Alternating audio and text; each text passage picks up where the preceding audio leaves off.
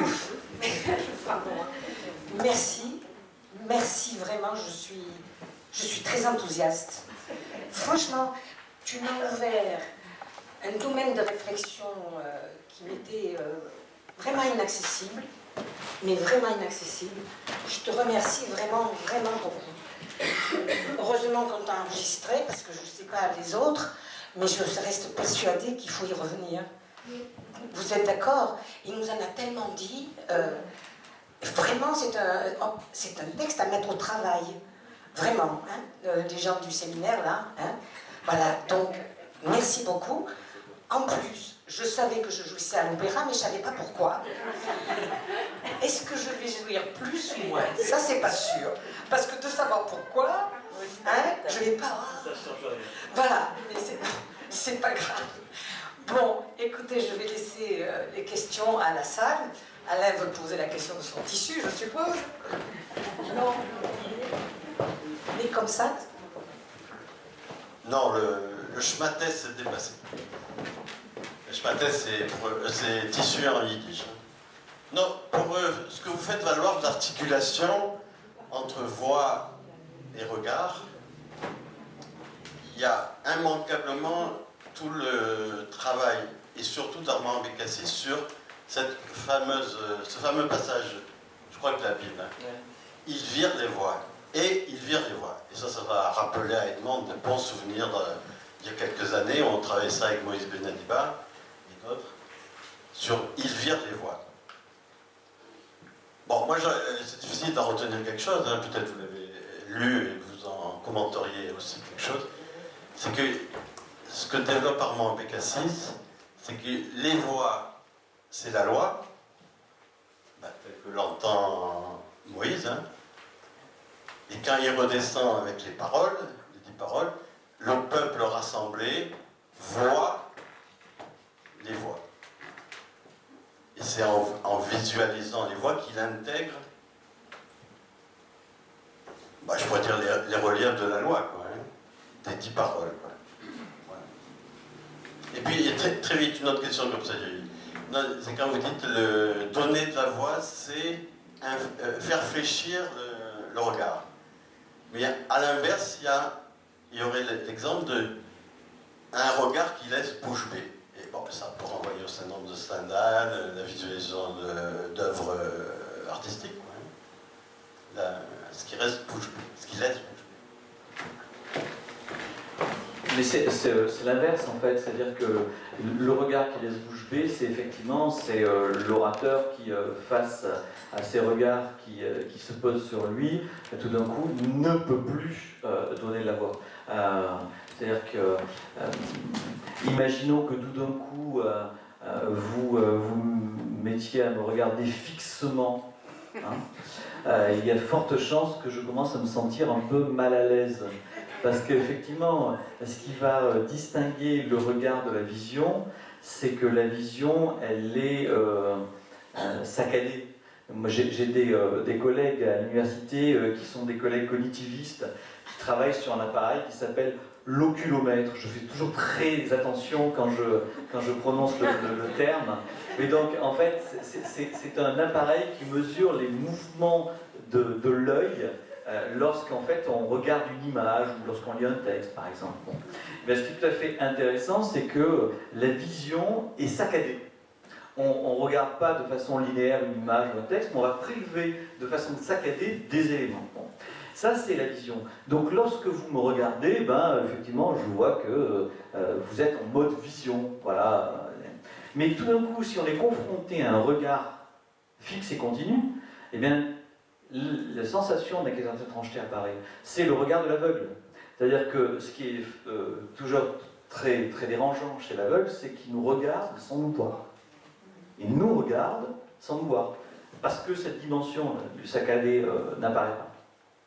Donc, effectivement, on pourrait dire que ce regard qui va faire taire la voix, c'est un regard qui, à un moment, vient occuper la place du surmoi.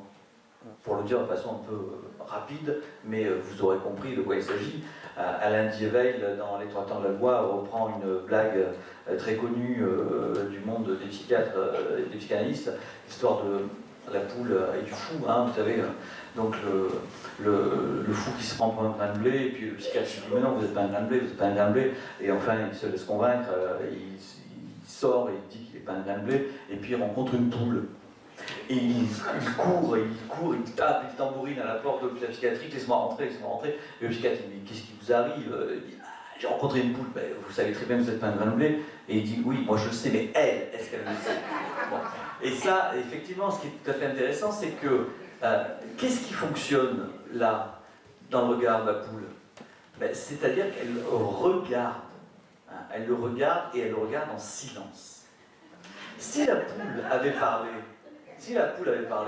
et elle avait dit quel joli grain de blé je vois là, il aurait pu dire mais je ne suis pas un grain de blé, madame, vous vous trompez, hein, je ne suis pas celui que vous croyez.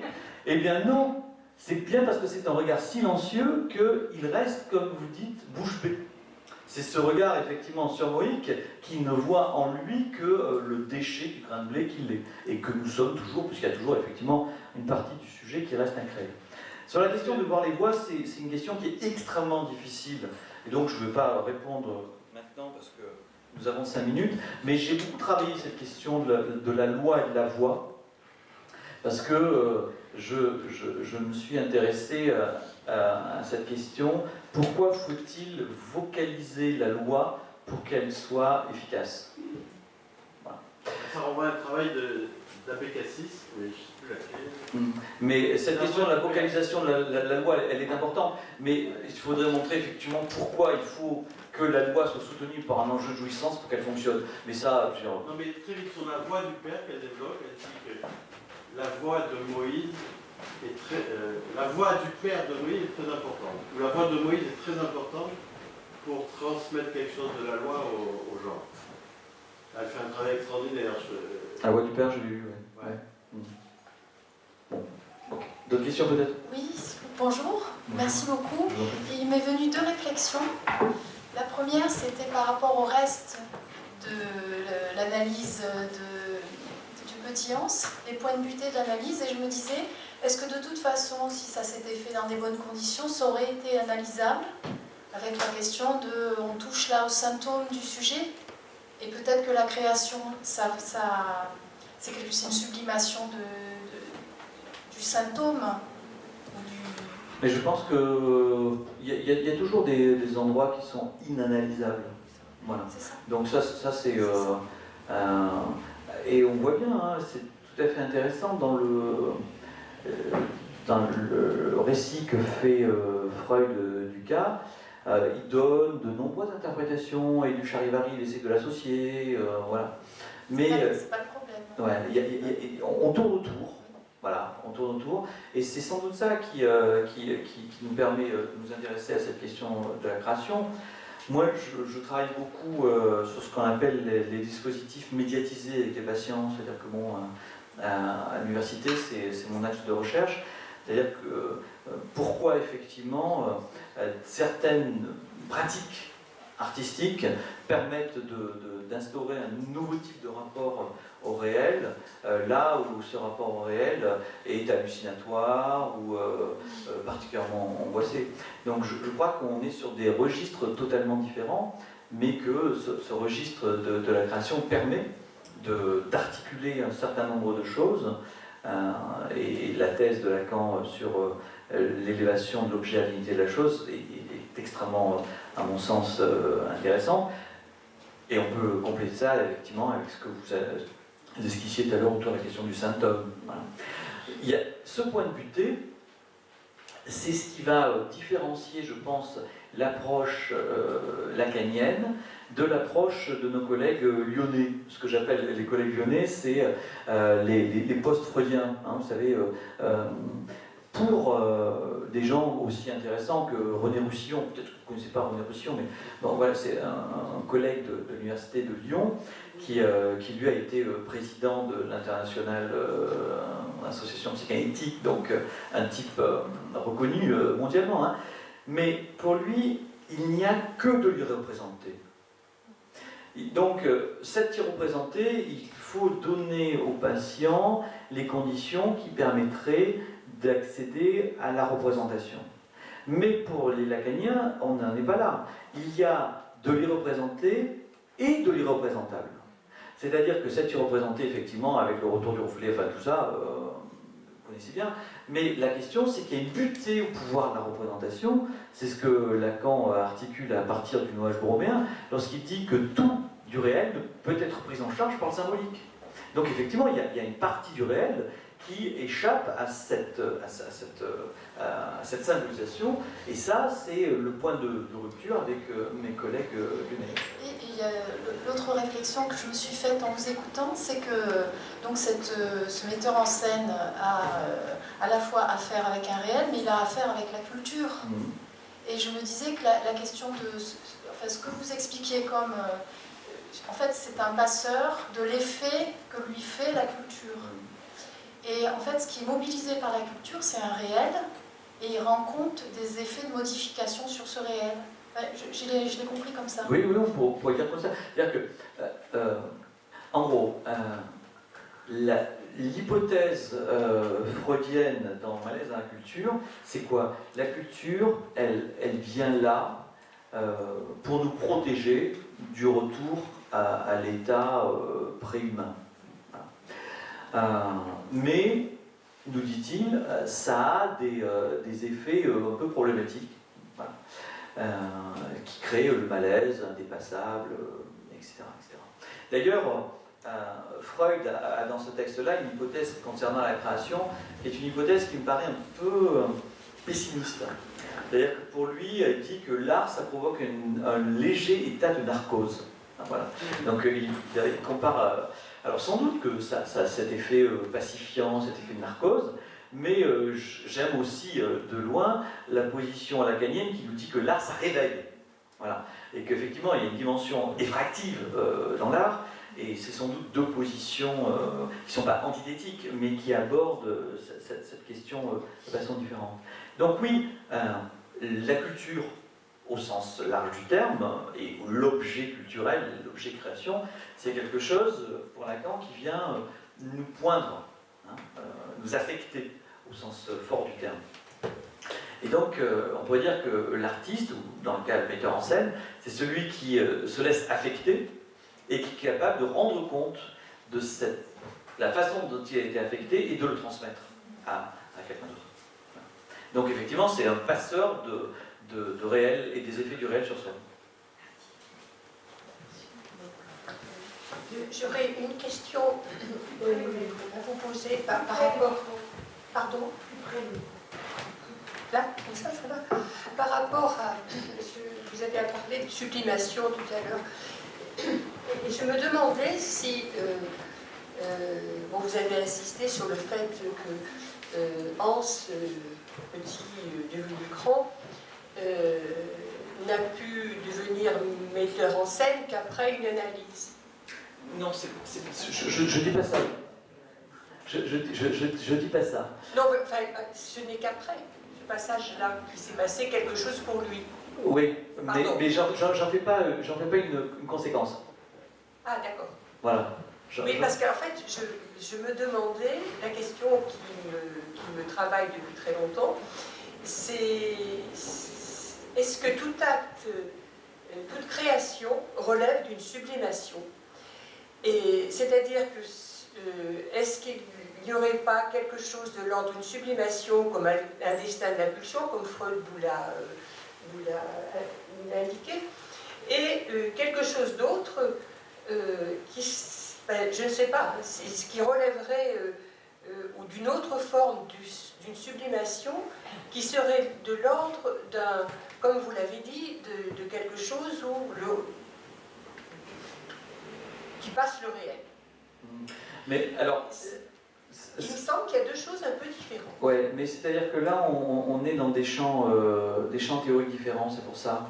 C'est-à-dire que, comme je vous le rappelais tout à l'heure, pour Freud, la création, qui est pour lui une forme de sublimation, la création, elle s'effectue toujours, et c'est une thèse qu'il aborde très tôt, dès 1907, il ne va pas changer, toujours à partir d'un fantasme.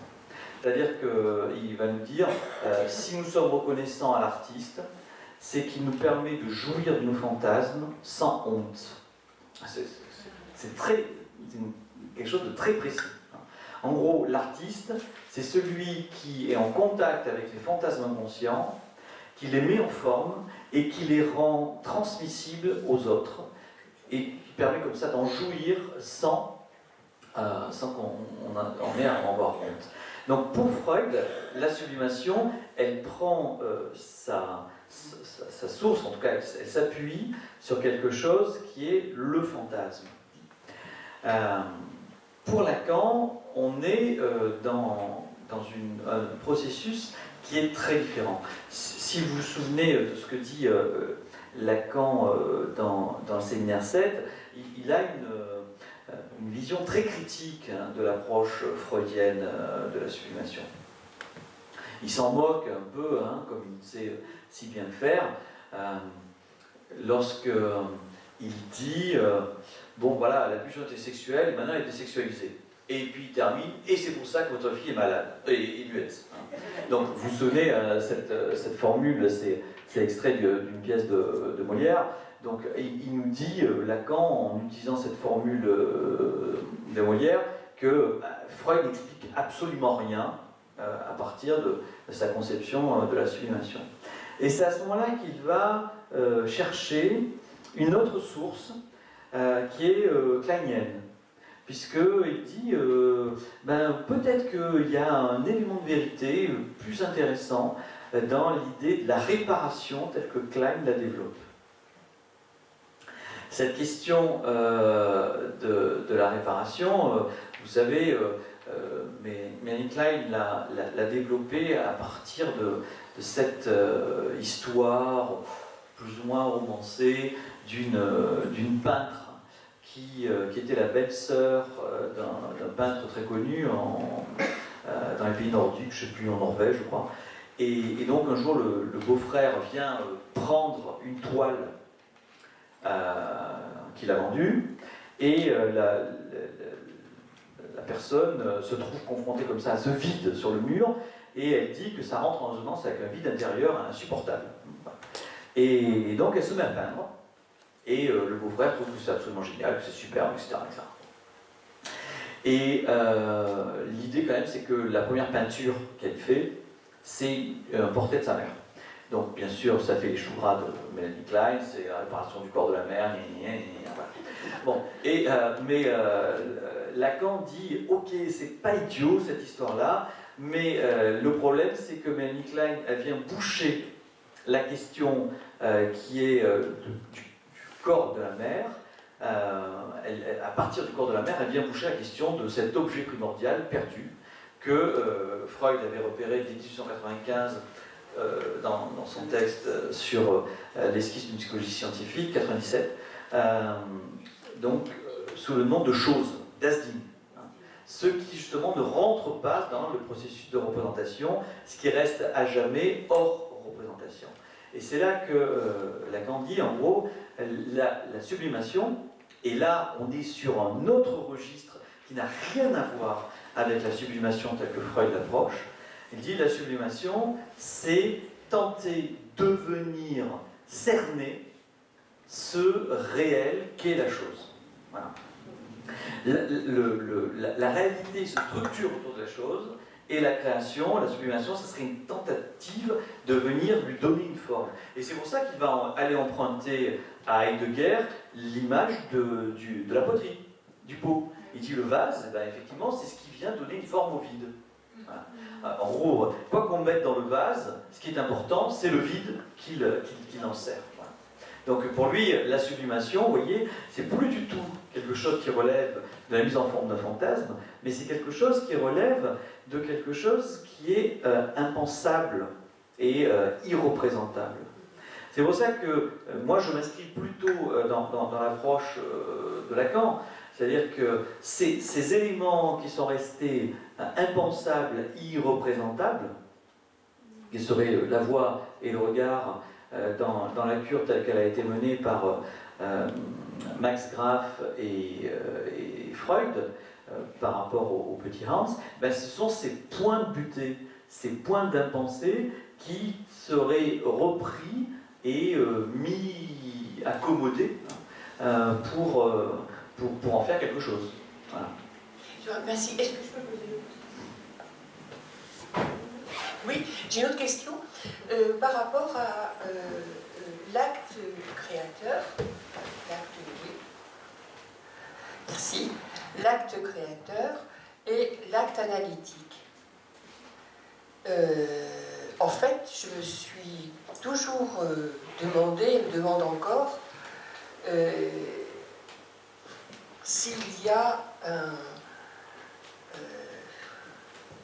un lien, c'est pas le mot, mais en tout cas, s'il y a quelque chose, qu'est-ce qui opère, voilà, qu'est-ce qui opère du côté de l'acte créateur et du côté de l'acte analytique. Et bon, on sait que c'est le désir d'analyste et qui entraîne plutôt une création. Lacan nous disait, en fait, je ne sais pas formuler ma question. Voilà, je me pose la question de l'acte analytique et de l'acte créateur. Ben moi, je pense que c'est dangereux de penser qu'ils puissent être en contact. Alors, pour avoir tenté très modestement d'occuper les deux places, c'est-à-dire que j'ai eu la responsabilité à un moment de mettre en scène des opéras. Donc je l'ai fait, j'ai trouvé ça passionnant, j'ai trouvé ça difficile, mais j'ai éprouvé beaucoup de plaisir. Et pour occuper parallèlement, et jusqu'à aujourd'hui, la position d'analyste, je crois que ça n'a rien à voir. Voilà. C'est-à-dire que dans la position, comment vous dire, quand on crée quelque chose, il y a un pouvoir, malgré tout, qu'on a sur l'œuvre. C'est-à-dire que quand on est metteur en scène, à un moment, on impose une vision. Voilà. On impose une vision, c'est-à-dire que bon, moi je disais aux chanteurs qui travaillaient avec moi, ben, voilà, moi, Don Giovanni, voilà ce que je voudrais, et puis donc j'essaye de les embarquer dans ma vision, j'essaye de rendre ma proposition suffisamment intéressante pour qu'ils se sentent concernés par ça.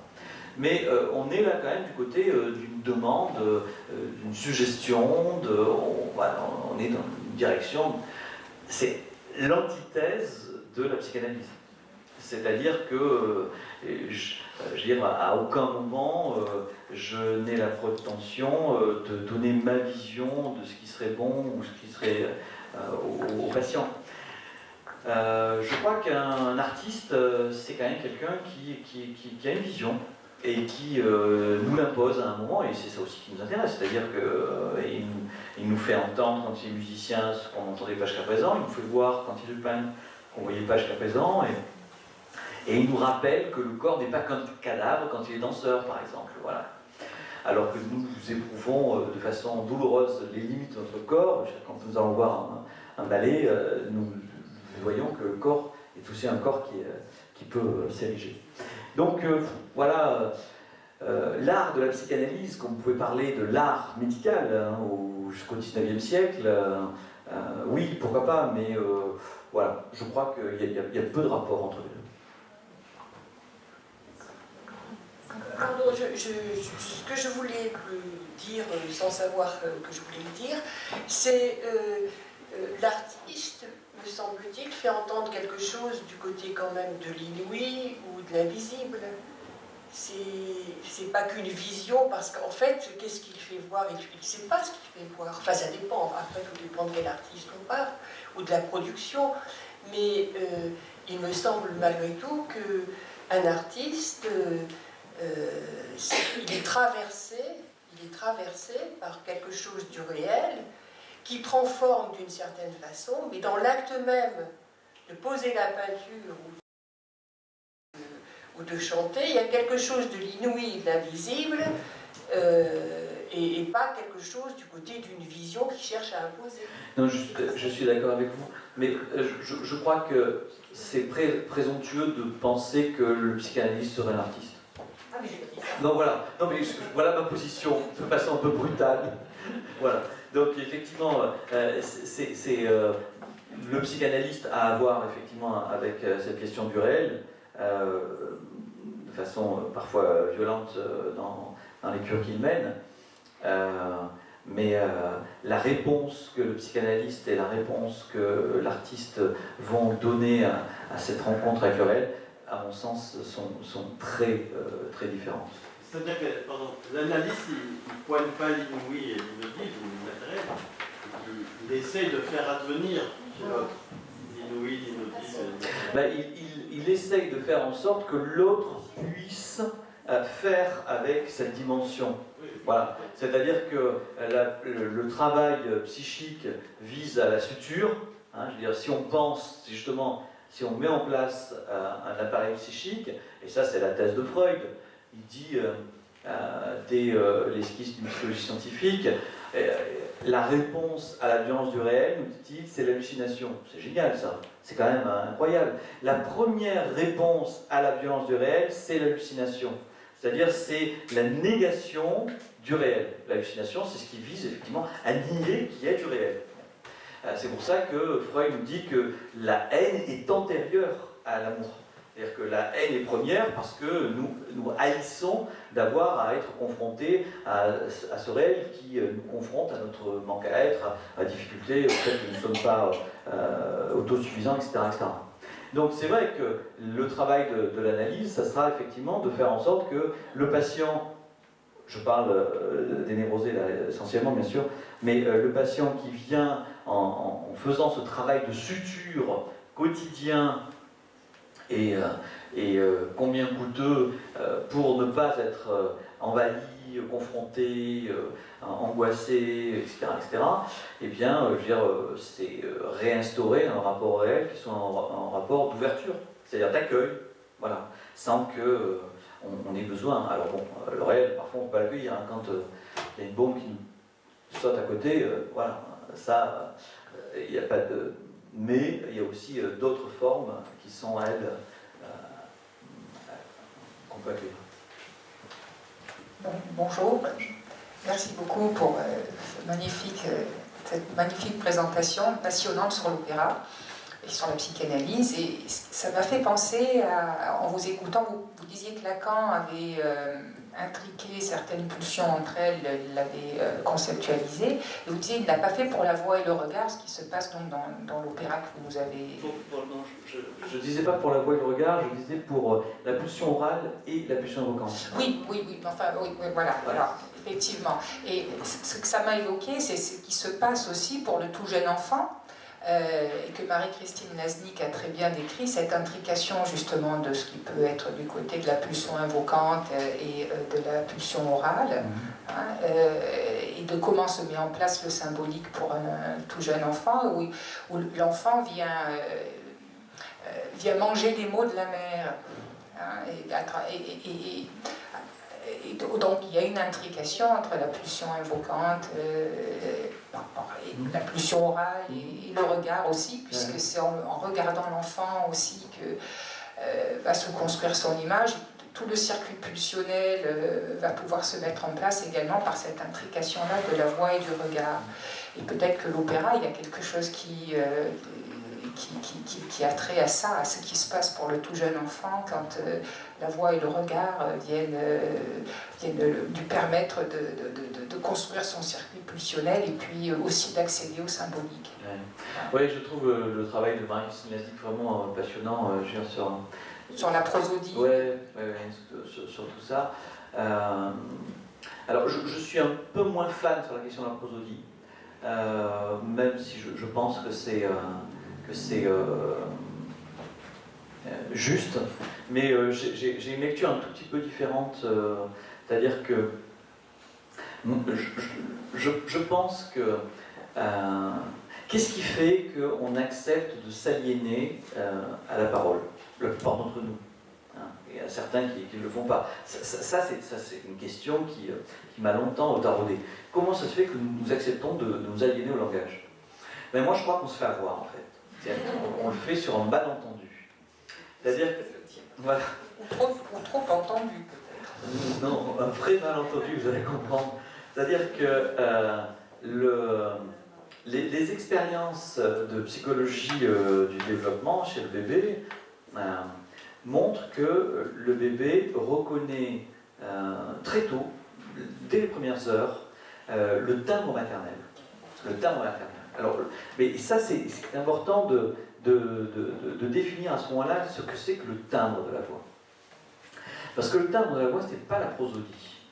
Le timbre de la voix, la question du timbre en musique, c'est ce qui est le plus difficile à déterminer. Parce que, par exemple, la puissance, on va la déterminer en décibels. Hein, voilà. C'est un son qui fait tant de décibels. La hauteur d'un son, on va le mesurer en hertz, hein, donc tant de hertz. Hein. La longueur d'un son, on va le mesurer en secondes. Et le timbre, on ne peut pas le mesurer. C'est-à-dire qu'il n'y a pas d'unité de mesure de timbre. Et si je vous demande de décrire un timbre, vous allez me dire, ah bah c'est ça, puis il y a toutes les images qui vont apparaître, type c'est un timbre rugueux, c'est un timbre doux, c'est un timbre acidulé, enfin tout ce qu'on peut imaginer. Ce serait le tissu de la voix? Je suis pas sûr. Non, je suis pas sûr. C'est pour moi le réel de la voix. C'est-à-dire que c'est ce qui justement échappe au pouvoir de symbolisation.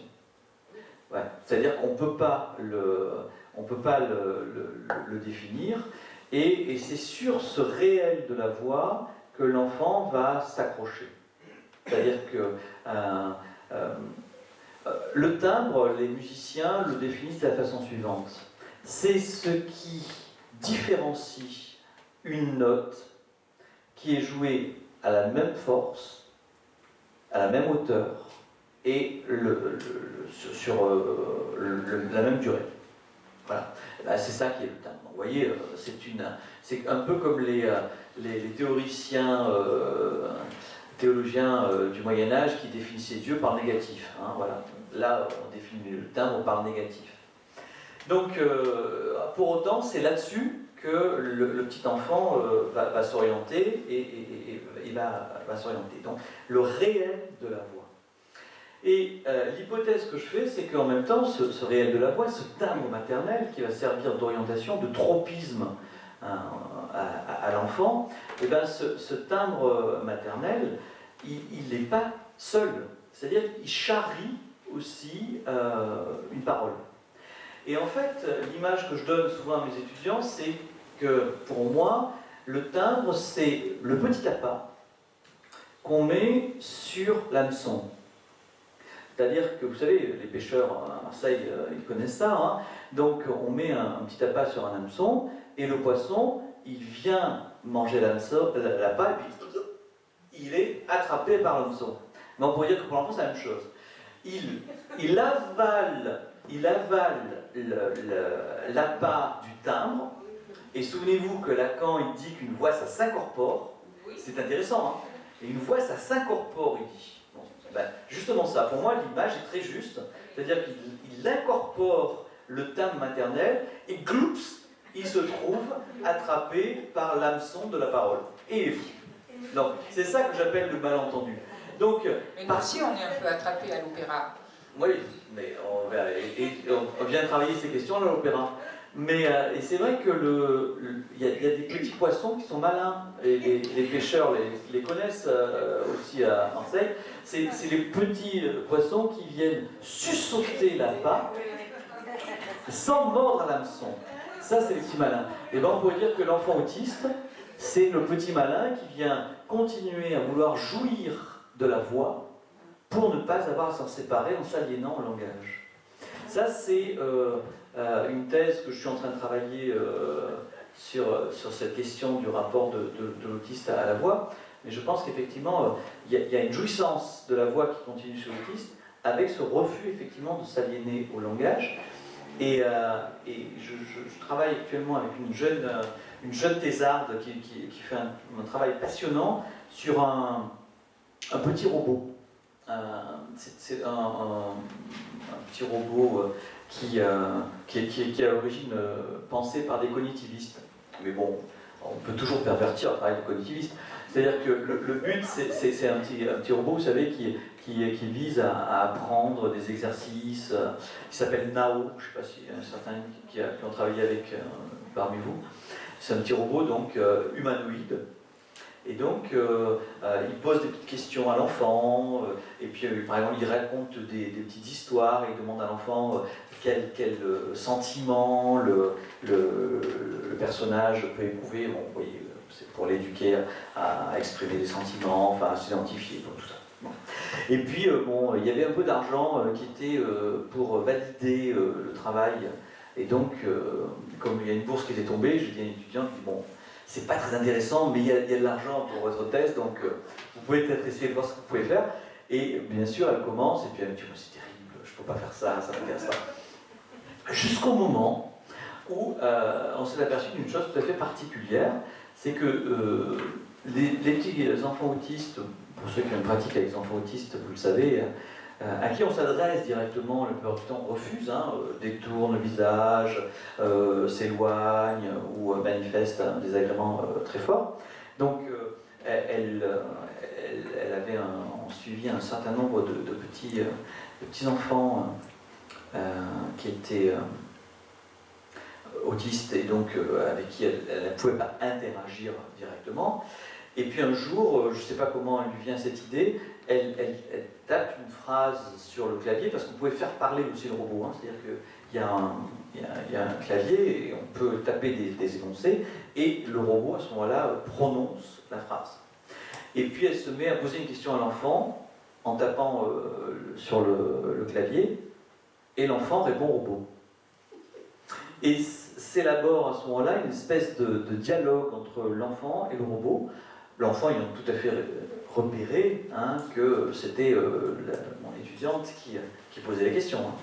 Mais bien sûr, alors bon, je ne vais pas développer ça parce que ce serait beaucoup trop long, il est déjà 13h30, mais ce qui est tout à fait intéressant, c'est que cet enfant, je parle d'un enfant parce que c'est sur lui qu'on a travaillé plus particulièrement, mais cet enfant qui refusait la présence de la voix humaine, avec cette dimension effectivement d'adresse, cette dimension de subjectivité que cela impose, lorsque c'était une voix machinique, donc une voix sans sujet, une voix hors corps et sans sujet, pouvait interagir avec nous. Donc ça implique pour ça des incidences métapsychologiques et cliniques, à mon sens, énormes. Donc, mais bon, je vous en parlerai une autre fois. Mais il y a eu des expériences de mener avec des enfants autistes aussi qui chantent l'opéra justement, et pendant qu'ils chantent, c'est extraordinaire. Tout d'un coup, on a le sentiment vraiment qu'ils sont là, qu'il y a du sujet. Justement, je crois que c'est Marie-Christine Lasny qui nous avait montré un film d'une expérience d'une dame qui faisait chanter l'opéra à des enfants autistes d'un certain âge, d'ailleurs des adolescents pour la plupart, et c'était absolument impressionnant la différence au moment, pendant le chant et puis en dehors du chant. En tout cas, merci. Merci. Tu as écrit un article magnifique aussi, qui est paru dans, je l'ai cité souvent dans le séminaire, écoute, bébé, oh bébé, écoute. Ouais, voilà. C'est dans l'ouvrage avec Marie-Christine, justement. Ouais. Voilà, et tu parles de ça, et j'en ai souvent parlé dans le séminaire. Ouais. J'ai souvent fait référence, donc merci. Encore merci. Merci beaucoup. D'autres questions? Savoir si le père de Hans, qui allait donc au soirée du mercredi, lui-même, il semblerait qu'il ait fait une analyse ou pas? Non. Non. Il n'a pas fait d'analyse. En tout cas, il n'en parle pas, et je pense que si ça avait été le cas, il l'aurait dit, et aucune des archives que j'ai pu consulter ne fait... non. Mais c'était un... Ouais. C'était un type très drôle et très intéressant. À mon avis, Lacan en a fait un portrait qui est pas très juste. C'est-à-dire qu'il montre le père du petit Hans comme quelqu'un qui ne serait pas suffisamment présent au niveau... Bon, alors que Herbert le décrit comme un coureur de jupons, un type qui partait aller voir les matchs de foot avec un bouquin de Kant sous le bras, très désirant, voilà, très désirant. Alors peut-être pas forcément avec sa femme, mais visiblement, c'était pas un problème, voilà. Plus de questions, bah écoutez, merci beaucoup. Bonne fois.